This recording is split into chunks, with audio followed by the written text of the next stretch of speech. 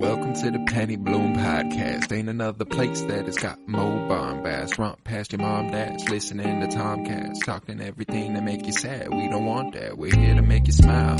Put your mind at ease. Peace, love, and bloom, and always praise Keanu Reeves. This what we about. This some weeding now. We'll talk until we can't no more, and then we peacing out. Alright, let's go. Penny Bloom Podcast. It's the Penny Bloom Podcast. Penny Bloom Podcast. It's the Penny Bloom Podcast. Penny Bloom Podcast. Penny Bloom Podcast. Hello, everybody. Welcome in to another episode of the Penny Bloom Podcast. It is I, Colton Robertson, and as always, for the 52-year journey through film, I am joined by Joseph George. What's up, homie? Oh, what up, what up? Always a pleasure to be here. Oh, and it's always a pleasure to have you. Today, we begin a new decade at the start of a new month. It is October now, and we're discussing 2010's Inception. Man, I'd watched this movie prior to watching it for the discussion here, but not nearly as attentively or nearly giving as much of a shit as I did this time around. It was interesting. I'm excited to really air this one out because I'm a little back and forth on the way I feel about it in most cases. What about you? This is, I'd say, my first real watch. I've only seen the very beginning of this movie, maybe the first 30 minutes, in passing, and it wasn't me who even put it on. I don't really remember where. Maybe in a dream. Who knows? Maybe I saw the first 30 minutes or so. But this is you with Inception. Yeah. No, this was my first true watch. Yeah, same. The only thing I really knew was the VFX breakdown. I've seen some things like the hallway scene where the gravity's shifting and they're running. That's pretty cool. I like that. It's legitimately built, set on a huge wheel that is legitimately turning. And I was gonna say, it looks like it. The way they weighted those characters, it's not like it's not CGI that they're doing here. It's definitely something else going on. But let's lay the groundwork for the folks. Release date for Inception, July 16th, 2010. It is written and directed by Christopher Nolan. And it was solid. Starring Leonardo DiCaprio, Joseph Gordon-Levitt, Elliot Page, Tom Hardy showing up, Cillian Murphy. I was like, okay, so we've got the classic crossover for Christopher Nolan movies. You know, you get Michael Caine, you get Cillian Murphy, you get Tom Hardy, all of these men in the Dark Knight trilogy, Joseph Gordon-Levitt in the Dark Knight trilogy, and so much more beyond just the Dark Knight trilogy. They Marion Cotillard, Maul, also in the Dark Knight Rises. Damn. There plenty of characters, and most of them in Rises. Interestingly enough, post Inception, they were all like, "Yeah, we'll come back for you." I mean, I've done a little bit of after I watched it, I felt like there were so many Easter eggs in this movie, so I just watched kind of a little breakdown of the movie and stuff like that.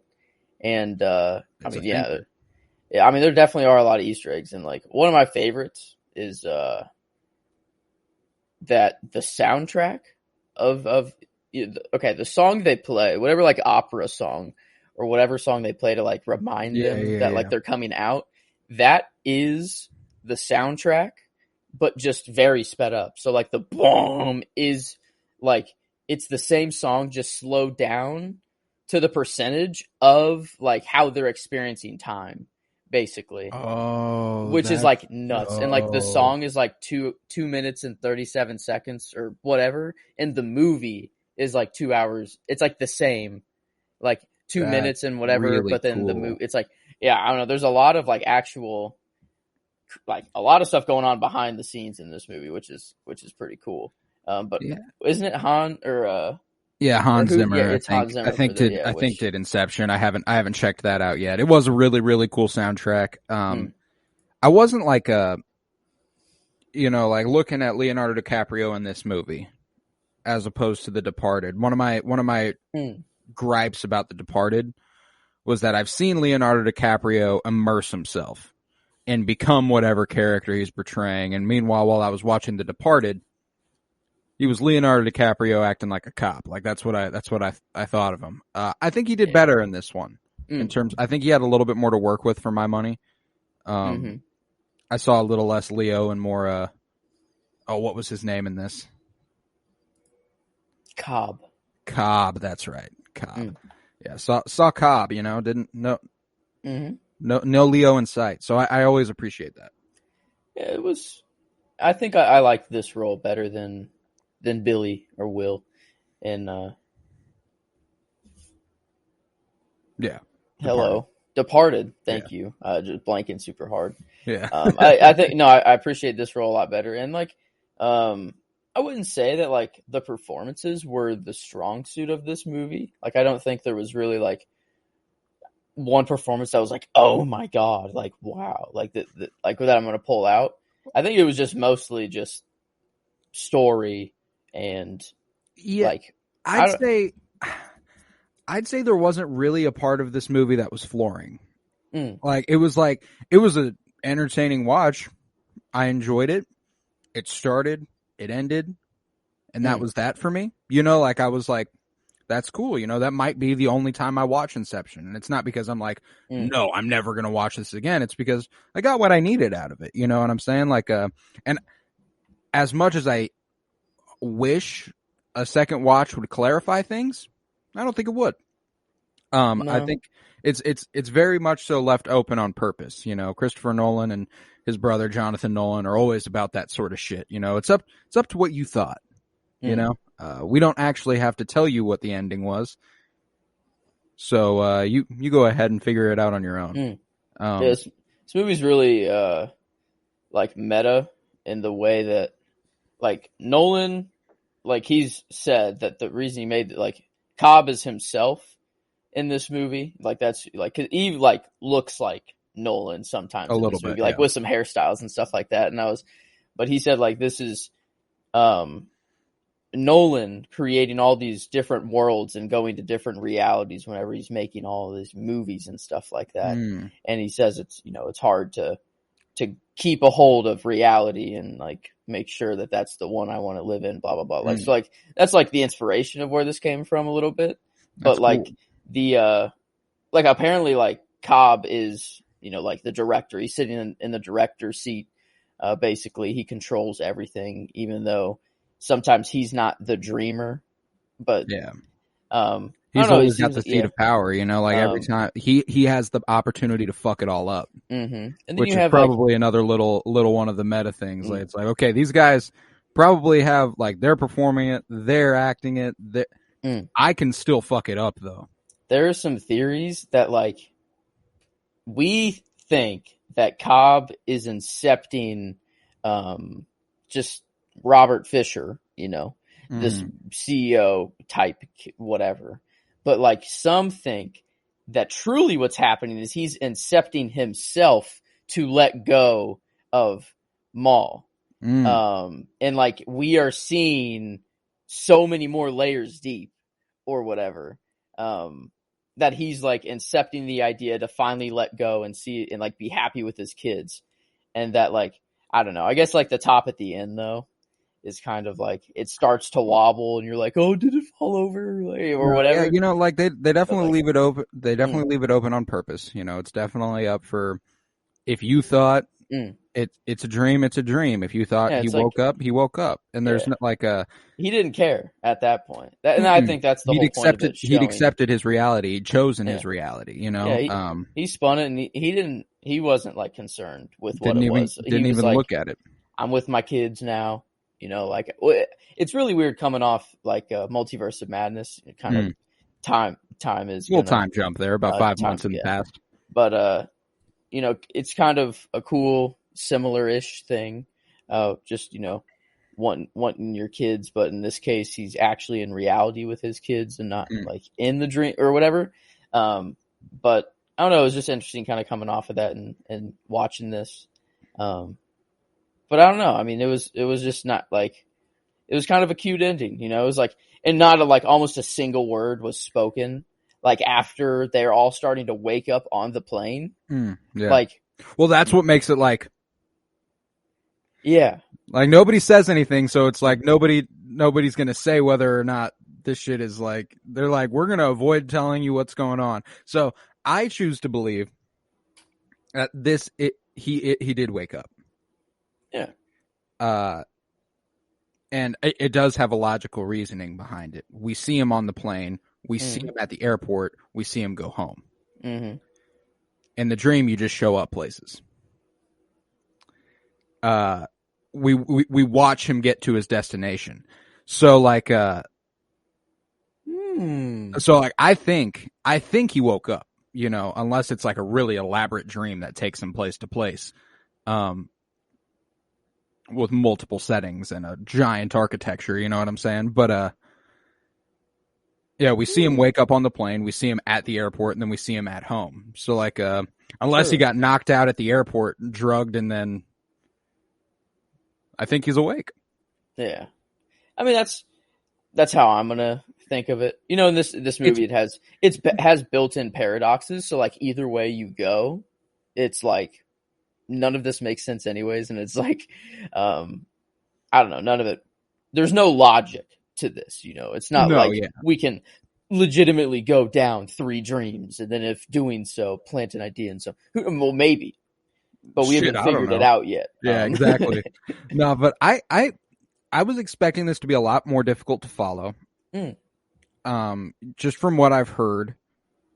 Like I've always heard that this is just like an incredibly difficult movie to follow. And you know, I can see how it is if you're not giving it 110% of your attention. You know, like you have to watch the movie, but if you watch the movie, you're fine. Like you should be. Anyway, like I didn't have any problems differentiating between the first dream layer where it was rainy and they were in the van, and then beneath that, and then beneath that, and then eventually beneath that. I think that's why. I mean, I already gave it kind of a nod for best soundtrack. I mean, it's like, blah, blah. It's like, I don't know. I knew the soundtrack even before, like, I watched the movie. Like, I knew the Inception theme, basically, or whatever. And then now knowing that it's like just the same song, but experienced just slower, and it's just like, I don't know. It's cool that it's like all just kind of the same one, whatever. I don't know, it's some like French song. It's some opera song or something. Something. I can't remember exactly what it is. But I already gave it a nod for there. I think I was gonna do set design because they really did a good job of making every level very different. Like you have one that's on a snowy mountain that have people skiing and using like ATVs or whatever, like just going around the snow, and you're like, okay, that's the third dream deep. Yeah, this is like, okay, that's very obvious. And then you have like them in the van. You know, at most, like a lot of that level is just them in the van falling off of the bridge because time is slowed down so much. So like that one's pretty easy. Oh yeah, that one's easy. That's one. Yeah, I can't remember the middle one. What was in between? It was like the hotel. Like, the hotel where eventually they were all in the elevator. Yeah, right. But then, and then the bottom one was limbo. So, the first scene in the movie with Old Man Saito. This is like I don't get that. Like I will openly admit this was over my head. I don't get it. I don't get how this did occur. And then he's able to call back to it. Like, because they don't frame it in the beginning as a flashback or a flash forward. It just cuts from that scene to him sitting with younger Saito. And that's that. And then later in the scene, Leo's saying what Saito's lines were in that scene. As though Leo's already experienced this. Yeah, what? Unless they're trying to say it's like a loop and he like needs him in order to get this all started in the first place, because he's the one who makes the call at the very end to clean his record or whatever, which some people point that as to be like what man can really make one phone call and clean someone's record? I guess he's like a super CEO in this movie, basically. But like, some people think that that's why he's also like still dreaming. Like, this is not. I think people underestimate the power of our wealthy. Yeah. I don't know. Like, I don't think that's any reasoning. I think it's perfectly possible. But like, there's also the point that like, the spinning top was not his totem to begin with. And their one rule they have with him is like, you can't touch it. Like, no one else can touch it or whatever.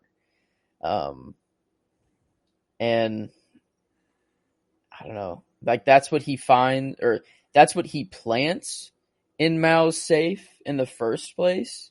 Instead of, so he incepted her to believe that her reality wasn't real with that top. But like, was it always like, yes, they said it was Mao's totem, or is it Mal or Maul? Maul, I think. Maul. Was it really Maul's totem because like he planted it there in the first place? Well, I think he planted it there after it was already her totem. They'd already gone so deep that she'd abandoned the totem. Okay, fair. She didn't want to know if it was real. She believed it was real. He got the totem and spun it for her and showed her. What is up with that scene in the beginning then? Like, what the, like... No, yeah, like I was like, I even rewound it to the beginning of the movie because I was like, okay, well, this scene is different now. And then I looked at it and I was like, yeah, I have no idea. I have no fucking clue. That shit was melting my mind. But I do think that while it's not his totem, the top, that he still adopted it. The whole point of them was so that no one else knew their weight. Not necessarily that someone else couldn't use it. Apparently, it's just a time. It's not happening sequentially. This is just when Cobb goes back into limbo to get Saito out. So they also mention in the movie that he's been in limbo. Yeah, but that was with Maul though. Yeah, and that's just when. Yeah.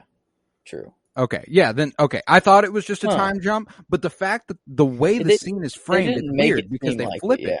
Yeah. They flip it from Saito saying the lines to Leo acting like he's like experienced this before, and he starts saying the lines back to him like,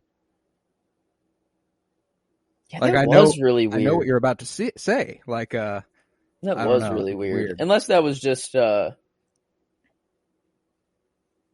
wait. Yeah, no, because they both knew the words. Like, and it was kind of their way of like, that was Saito's way of like coming back, because like he's accepted limbo as like his reality, but this is like what made him be like, oh yeah, okay, no, like he wakes up on the limbo. plane. I'm waking up. Well, you see him reach for the gun. Me thinking him shooting Leo first and then himself. Probably. I can't think of anything else that happens there. But yeah, that is weird that like, because he was aware that he has like heard this before. At least that's what they were making it seem like. Yeah, exactly. Yeah, what? No, yeah, see, and that's my thing is that like I'd like to think rewatches would help me understand that, but I really don't think they would. I think that I'd end up watching the whole movie to try and figure that out, and I'd be like, shit, I don't know. I'll say the concept of this movie was really fucking cool. I really liked the idea of it. This and very Nolan, be it Christopher or Jonathan. This is some Westworld ass shit. At least it's trying to be. I'd say Westworld season 1. I'd say Westworld season 1 washes Inception just for my money. It's 10 hours of television though. It's kind of I don't know. The idea is cool. Like, and it's a unique. Like, there's nothing else that's kind of. I mean, it's kind of like the Matrix in a way, but they don't really go deeper in the Matrix. It's just kind of like. This is it. Yeah, I mean that's you have the Matrix and you have the real world, but like this, it's kind of like a cool. it's mind bending, you know, and I appreciate a mind bending adventure and stuff. I just, I don't know, you know, with a mind bending adventure, I'd like a story that hits me in the heart a little bit more. The whole heart of this film being Cobb trying to make it back to his kids and trying to reconcile his past with Maul and trying to move on from it. It's interesting, but like, I don't give a shit if Cobb does it. You know what I'm saying? Like, there's nothing in this movie that's enticing me to be like, come on, Cobb, get back to those kids. You know, like I don't really give a shit. Maul like really put him in a tricky situation. She was like, this isn't my world. I'm going to jump no matter what. But like, hey, I put a word in, you know, to my lawyer or whatever, and like been declared sane by 3 different psychiatrists, and I've said that I'm in fear of my own life, so like it's gonna look like you killed me. And I was like, oh my god, damn, like what, like, and like he's obviously not, I mean, that was the hardest part of the movie to watch, but not because I care about the story, just because of the content of the scene. Like that got dark. Yeah, like I was like, oh my god, I was like, that experiencing that would be the hardest shit anyone has ever had to go through. Because I mean, yeah, he immediately feels guilty, like, and that's what he does for the entirety of the movie until the very end, pretty much. I think he still feels guilty, like he just accepts it now, or he accepts her with the idea that her reality isn't real, so she has to kill herself in limbo, and it just infects her mind the whole way through. Like god damn, like so. Did the first time, because they were in limbo, but they were on the train tracks as an old couple and as a young, like. I took it as them, whenever they showed us old versions of them, I think it was more to capture the age of their soul, like the age. So they don't actually age in limbo. I don't think they actually age in limbo. But the like only one Saito. That's the thing for me that confuses me is that Saito gets older. And they show Cobb and Maul older, but they show them younger more often than not. So like it was just a little confusing there. Yeah, man, I don't know. There's like I don't know. I feel like there's more, like I'm confused more now. Of like the more I talk about the movie, the less it makes sense. Yes, I thought I had a good grasp on it. Like last night after I watched it, I do have a good grasp on the story as it unfolded. It's just that like, what's the physics of limbo? Like how does that even, like, I get that time moves fucking it inches by. You know, like you could be there for decades and it's been like minutes in the real world. You know what I'm saying? Like, I get that. So I get that the longer you're there, the older you'll feel. You know, he says to Maul, I lived my whole life with you. You know, we had our time together. I need to move on. We had fucking decades together, more than most people could ever hope for. And, like, I don't know, man. I get the physics of it. It's just it's just a little folding in on itself every now and then. Yeah. That is interesting. I guess, I don't know. I think I'm comfortable giving it the nod for set design for being like so easily distinguishable between the levels, and the sets were pretty, like, he didn't have to have it on the top of a mountain. And they deserve a set design nod for the hallway alone. Yeah. Costume design, I don't think. I mean that. Really... No, this had the classic Nolan suit and tie button-up look that is just god awful to look at for an extended period of time. I'm like, I don't like that. Just does not entice me at all. That's part of the reason I don't touch Nolan films a lot. It's the reason I haven't watched Tenet, because like I don't care about your. I don't like. I have a tough time giving a shit. Yeah, I guess. I mean that makes sense in visual effects. Because I mean, editing, sound mixing.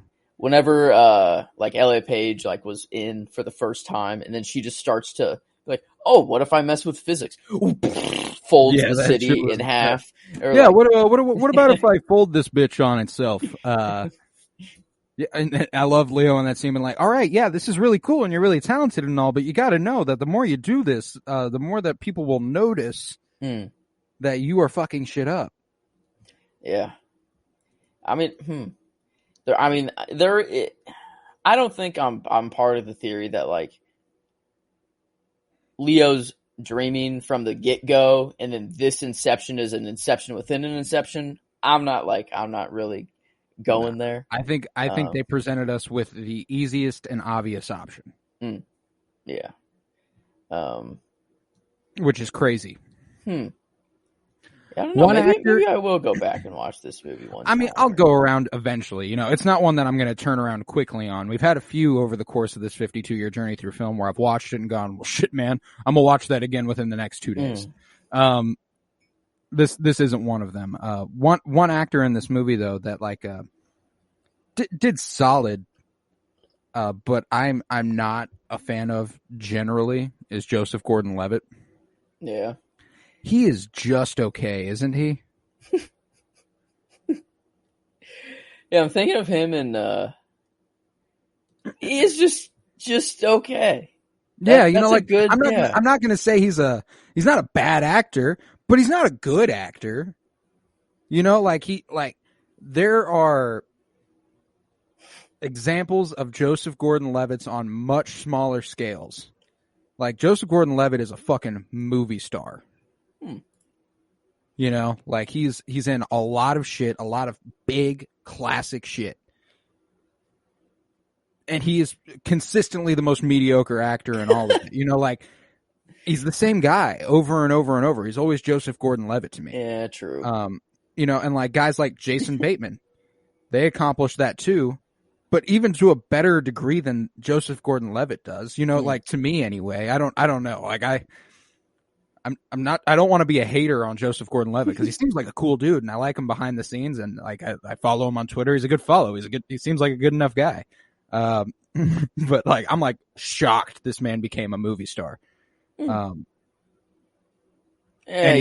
he's in almost like he's in a ton of Nolan films or like a ton of Ryan Johnson films. Like he's like they love Joseph Gordon-Levitt out here. I mean, it's Robin without any point of being Robin, you know, like and that way I don't know, like I like your name, you should use it more. Robin, fuck you.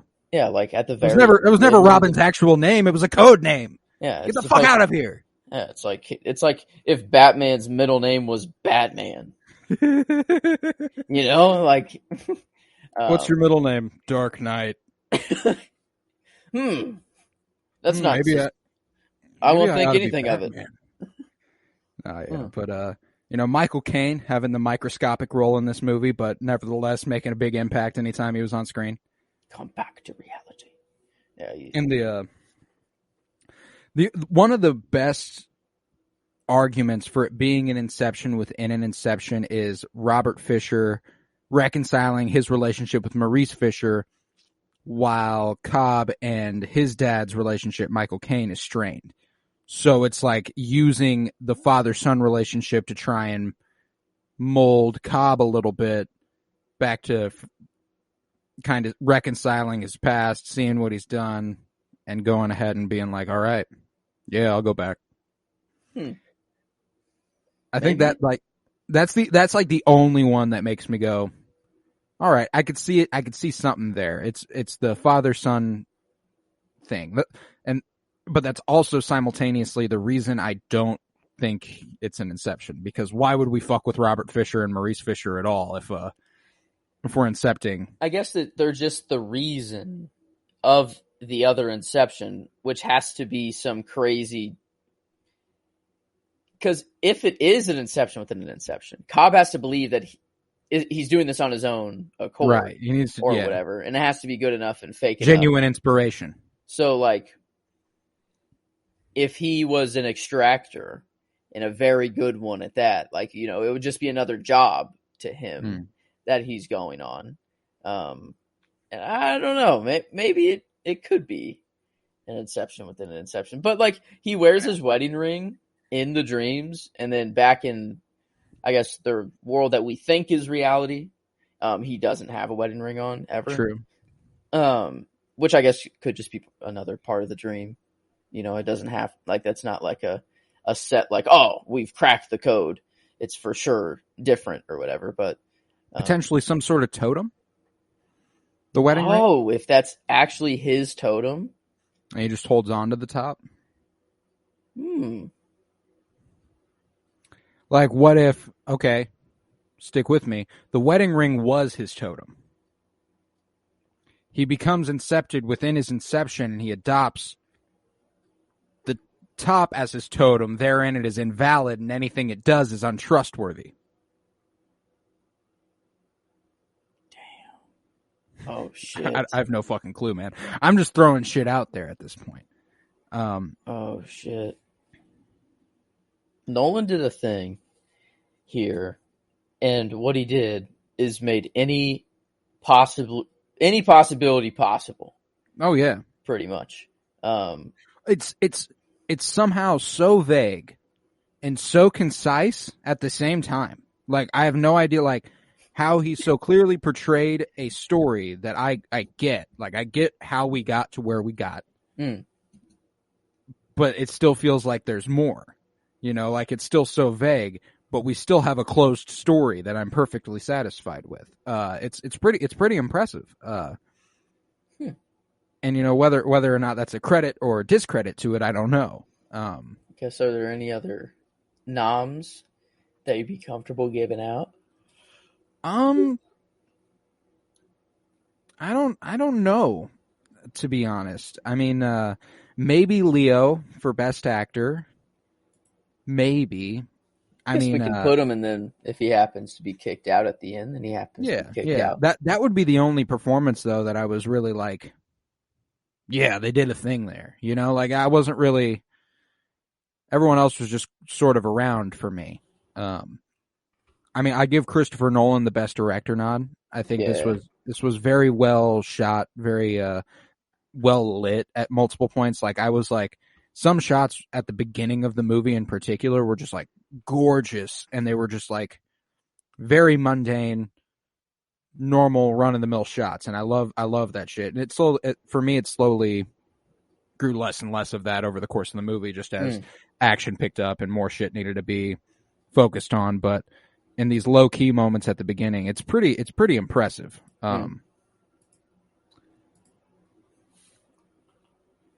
Yeah, Tom Hardy was solid. He was gotta dream big at darling, or whatever that line was, you know, with the grenade launcher coming out. I don't know.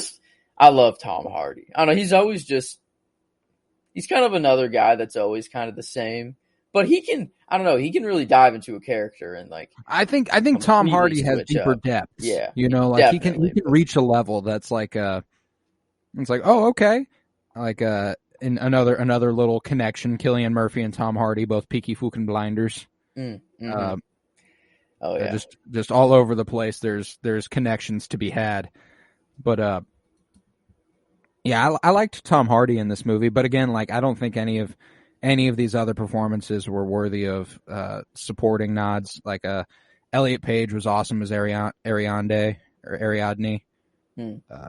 Joseph Gordon-Levitt was all right as Arthur. I liked Ken Watanabe. That might be the only one that I'm like, strongest candidate for a best supporting actor for me is Ken Watanabe as Saito. But beyond that, I think we're good. I think we're good on the supporting actor and actress side of things. I don't know that anyone stood out in particular. It was just it just was. Yeah.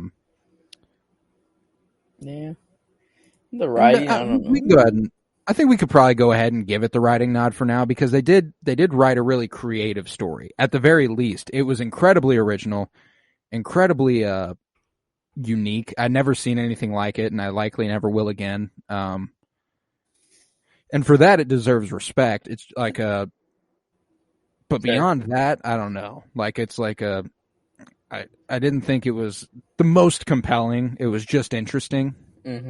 So the more some compelling movies come across us in this decade, the more I'll be like, okay, buy Inception if it comes to that, you know. Oh yeah, we got some good ones coming up.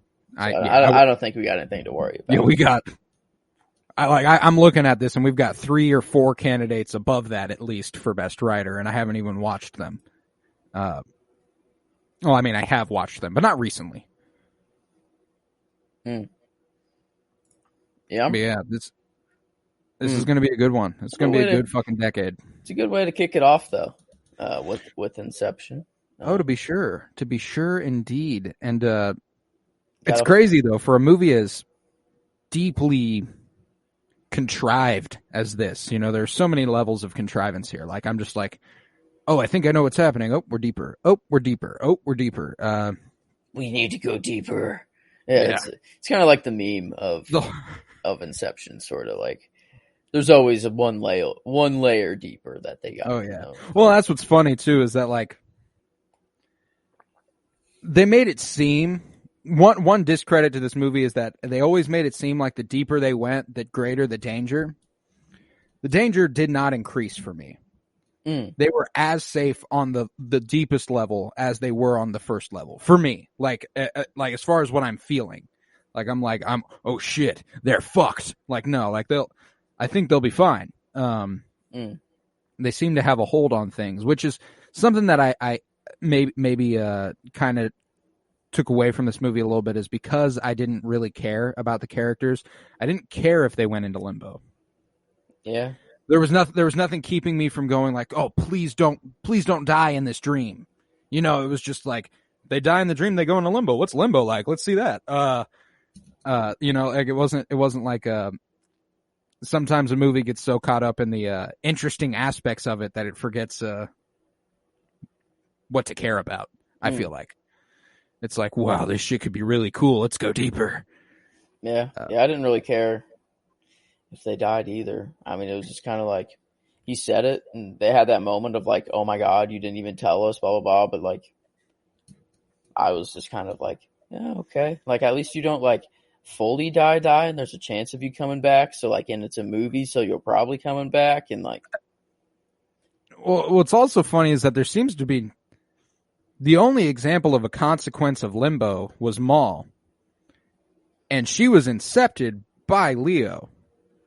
So it's like Saito and Cobb, I think they're fine.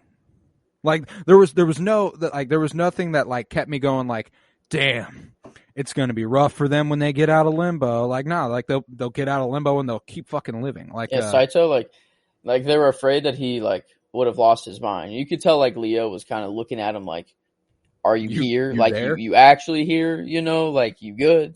And then he just instantly pulls out his phone and holds up his end of the deal. And he's like, oh, okay, sick. Which I thought, I didn't know if he was like calling a family member or something because he's been, you know, he spent decades in limbo and he's like, I just got to talk to my kids or whatever, like, you know, but like we didn't get any family with him at all. So, I mean, I just assumed the first phone call he made was saying, like, hey, clear this dude's all right, record. We did it. Good job, man. All right, yeah, I've been gone for decades. Yeah. I'm actually 150 years old now. Yeah, like, they were only asleep for, like it was a 10-hour... Less than a 10-hour flight. Yeah, like, and I don't know. That's kind of nuts. That, like, they just got on a plane, incepted this dude's mind, but within that 10-hour flight, man, they went through hell on that, like, to them. Like they were going through it. Yeah, so I guess maybe this movie would be worth a rewatch because like the thing that would really tell us whether or not Cobb was being incepted is that first hour and 15 minutes or so when they have not began incepting Fisher. Whenever they're preparing for it and therein giving him the genuine inspiration. If it be incepting Cobb, like I'm still not on board with that, but like the thought's really interesting, and I'd like to see more about it. I might go ahead and rewatch it sooner than I thought, but I don't know. It was a really interesting one. Not a lot of heart to it, but it was still like there's like this cold distance that I feel like Christopher Nolan keeps in his movies. Sometimes it's like, yeah, like I was happy that he's back with his kids at the end. Like I wanted that to happen, I guess, you know, like if anything. But it wasn't like I'm crying my eyes out that like, oh, No, he's yeah, finally like, back. And he like, I guess like a part where I kind of teared up is like when he saw their faces again for the first time, because like that was yeah, the it was whole, like, like, yeah. it was just kind of like, oh, okay, that's the nice. whole time he's like, no, I don't want to see their faces again until they're real. Mm. You know, like I don't want to see their faces again until they're there, because if I see them here, I'll stay here. Mm. Like that's how I took it. Like if I see them here, there's nothing keeping them not real anymore. Like I see them and they're there, and that's that. Which is like it had the bones to be an emotional storytelling, and I just don't think it quite hit that level. Flip the script. He's not the one incepting himself. Maul is incepting him to believe that this is the real world, which in fact it is not, which she wants to stay in. But within limbo, within limbo, she incepts him. She went even deeper than limbo. And what's deeper than limbo? It just goes back up to the top. Yeah, there we go. We've cracked the code. We go beneath limbo, and it's just reality. That's when you truly wake up. Is when you've been incepted 5 times. Whoa. But yeah, this was a fucking crazy one, man. And giving it its rating will be difficult. Yeah. Because I have a lot of mixed feelings about this movie, as far as my enjoyment of it, as far as how I feel it did critically. It's a tough one. It's a tough one to judge, you know. So like I say we jump into it.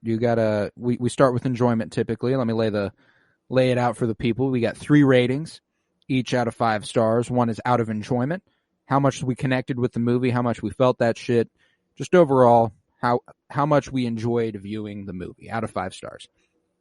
We got the genre score, which is just how well the movie fulfilled its genre. What would we say this one is? IMDb says action, adventure, sci-fi. Right. I'd say that's fair. Yeah, that's fair. That's fair. All right. Well, it'll be interesting to see where that one shakes out. So, how well did it fill out the action, adventure, sci-fi sort of things for the genre score, and then overall critically as a film out of 5 stars? Now, this is the least subjective. You know, it's we approach it from a standpoint of just how well it was shot, acted, how good the soundtrack was, written, all the things that go into critically rating a movie. That's where it happens. We take those 3 ratings, we take the average of them, and that becomes our overall score for the film. So I say we get into it. What was your, where do you think this falls for the enjoyment as of right now? That's what I'm trying to piece together. And it was just kind of a movie where the events unfolded in front of me, and I was just kind of watching just to know what would I don't know. It wasn't like that I'm like, I need to know what happens after that. I was in the movie, yes, but I wasn't on the edge of my seat, I guess you could say. I don't know. I'm like, I think like 4 or 5 is kind of like the ceiling. All right, that's where I was too. Let me ask you this. Next to each other, I'm thinking a perfect example of the feelings I had towards this movie is Apocalypse Now. Where I thought it was cool, the concept was incredible, the storytelling was dope, but I didn't have a real emotional connection to the characters. It was just a fancy epic in which they told us a story. I was interested in where it was going, but I didn't have an emotional stake in the film. Yes. It's fitting that it's next to A Clockwork Orange as well. It's kind of the same thing. Like, how much can you really relate to a mass murderer, you know, like a lover of the ultra violence? You know, he's getting better, whatever, but like, it's just kind of, you're watching those things unfold as well in that movie. Yeah, I think it lands at a 4 because I definitely liked it more than The Departed. You know, like I think I did enjoy this movie more than I enjoyed The Departed, which was a 3.85 for us. So I think it's right there at that 4. I think it's 4 out of 5 stars in terms of the enjoyment, and I think that's probably where I'm sitting. Fair is fair. Genre-wise, I mean, the sci-fi is pretty cool. It's not really like out there sci-fi, I guess. It's kind of a more like based in reality sci-fi, which is kind of weird. I mean, if we could hack into people's dreams. Yeah. It's just there's something that they're pumping in their bodies that's making them sleep. Well, that's what's also interesting is that like there's no explanation as to how they do this. How they get into the person's mind and walk around in their dream. It's never explained. Maybe, and that's maybe an even more telltale sign that he's dreaming. This isn't like, I don't know. I don't know. That's you can just go in circles for days and like not knowing like which way to go or which theory to believe. That's true. As it fulfills its genre as an action adventure, though, we have Jaws and Jurassic Park at a 4.75. So that's the ceiling. It's not there. It's not there. I wouldn't even say it's Gladiator. Are we landing more around that 4 range again with the genre score? Like it was solid, but it wasn't all that. I think so. And like 4 is not terrible. Not at all. Still an 8 out of 10. Like it's a good movie. I think if our genre category is the most loving because we usually pick genre defining movies. Like these were the biggest movies of the year. Chances are they were pretty damn good in their genre, So like even a 4 out of 5 places it and it's like in like the bottom 5 of our genre ratings. That's because all of our genre ratings are just that fucking good. Yeah, we have 21 5s. 21 like perfectly fulfilled their genre. So I mean, yeah. I mean it's tied for 4th to last, but like it's with Scarface, it's with Training Day, it's with Blade Runner, it's with Taxi Driver. Like those are all classic movies in the eyes of the general public. You know what I'm saying? And I think Inception goes right along with that. It's been interesting seeing these this tier of films though, the Taxi Driver, Blade Runner, Scarface, Training Day, Inception, because I'd say I have like an overarching similar feeling about it. Where it's like, oh, I've been told for a long time this movie was something I had to watch. It was so fucking good. It's a classic. How could you not love it? And then I watched them and I was like, yeah, I was okay. I'm going to be honest. I think whenever this movie came out, it went over a lot of people's heads and then they were just like, it had to have been good, but I don't want to be the one to be like, it wasn't good if it really was and I'm just not understanding it.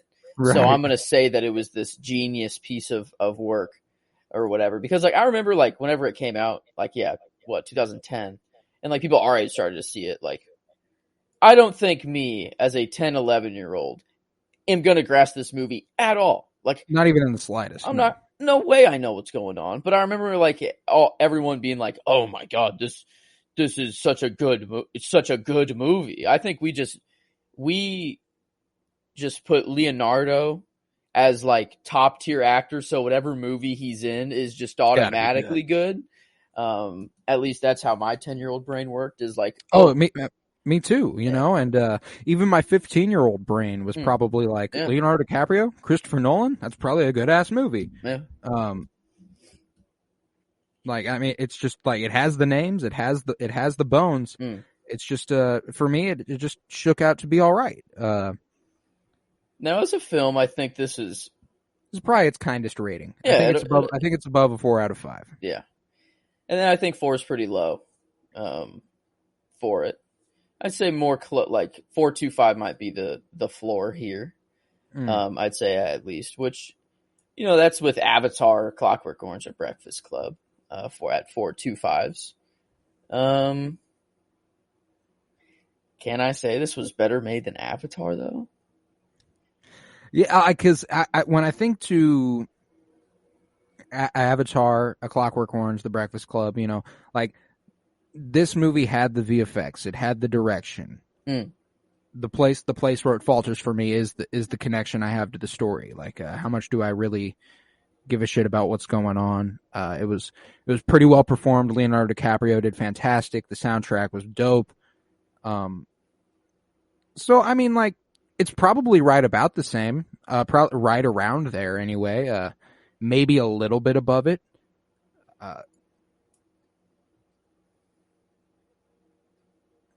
How are we feeling with it comparison to like Aliens? More on par? I think I would put it above Avatar, Clockwork Orange, and Breakfast Club. I think it, for what the movie was, apart from the emotional resonance, you know, if there was a little more backstory with Cobb maybe, or something, I don't know. If there was something more to get us to care about these characters, I think it would have done better. But I don't know. I think it was a big story. They had a lot to tell. I don't think it goes as high as 4.5. No, I don't either. With Malcolm X and Lion King. But I think 4.3 is more fair. I think it is above 4.25 because the story was actually somewhat decent and very original. And even though we didn't really care about the characters, the story itself, it was immensely original. Yeah. Which, yeah, and shakes it out to be on average a 4.1, which is right above Training Day, but below Pulp Fiction. Okay, yeah, that sounds about right to me. And I'd put it up there next to up next to Pulp Fiction as opposed to next to Training Day. You know what I'm saying? Like, yeah, it is closer to Pulp Fiction than it is Training Day. So yeah, for sure. Okay. I mean, I'm not going to lie, I kind of expected this to be a lot better than it was, just from everyone's opinion of the movie, I think. But we give it a 4.3. That's an 8.6. IMDb is actually more favorable, which is... Well, we gave it a 4.1, which is an 8.2. Never mind. Yeah, I was just doubling the critic score, but yeah, no. So IMDb is even more loving. I'm curious if like it's a meh. Everyone's kind of digging it. Okay, wow. Everyone's kind of digging it. But yeah, I mean, a 4.1 out of 5 stars. It's still an 82% on Rotten Tomatoes, folks. It's one of our bottom 10 movies, and it's still above an 80% on Rotten Tomatoes. So like, as you can see, we're quite loving critics. And I think we're getting better at it as we go on. So it's interesting to see how these things shake out. And Inception coming out to a 4.1 out of 5 stars. You know, not one I would have anticipated for it. I think it's but I'm comfortable with where it's at. I don't think it's I don't think it's the most jaw-dropping movie I've ever watched. You know? No, and I don't know. I expected like to need a second watch almost to get it, but like I don't think I do. I think the only thing a second watch will do is like make me kind of refine it a little bit, maybe make me be like, oh, is he really dreaming right now or not? Is like just the only like things I'll look for and like same, yeah. So, but I mean, shit, a 4 or an 8.2, like it's a great movie. It's just I mean, like on average, like it does look kind of low, like in 39th place or whatever. But like, I think I'd rather watch every movie that's above it before it. I think I would too.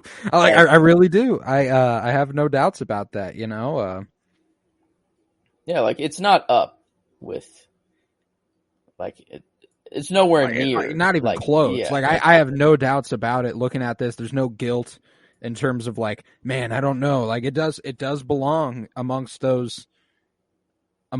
and Dumber, amongst Ace Ventura. It was just a funny way to frame Inception. The Departed. The Departed shook out to be. I mean, critically, that movie was just like balls to the wall, fantastic performances, the crime really well directed. Yeah. Like it was like and the genre rating was a lot better. Yeah, even though the enjoyment was low, like it was saved with critically and But I mean, yeah, Inception was just kind of across the board, like a 4. Like I was even thinking of giving it like a 4 in the film right off the bat. I'm like, maybe this is just a 4 across the board. Well, I mean, like if you look at the 4s over there, we got the Terminator out of 4. Mm. I really don't know how much immensely better this is than the Terminator. I think it is. I think we were right in putting it up there at 4.3, but like that's barely better. You know, that is 0.3 percentages above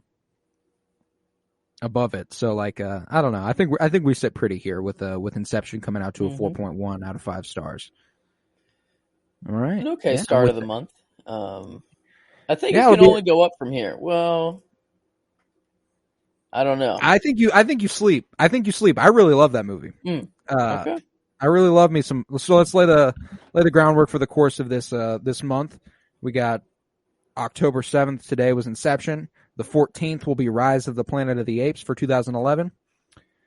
October 21st will be Django Unchained for 2012, and October 28th will be Wolf of Wall Street for 2013. The month of Leo.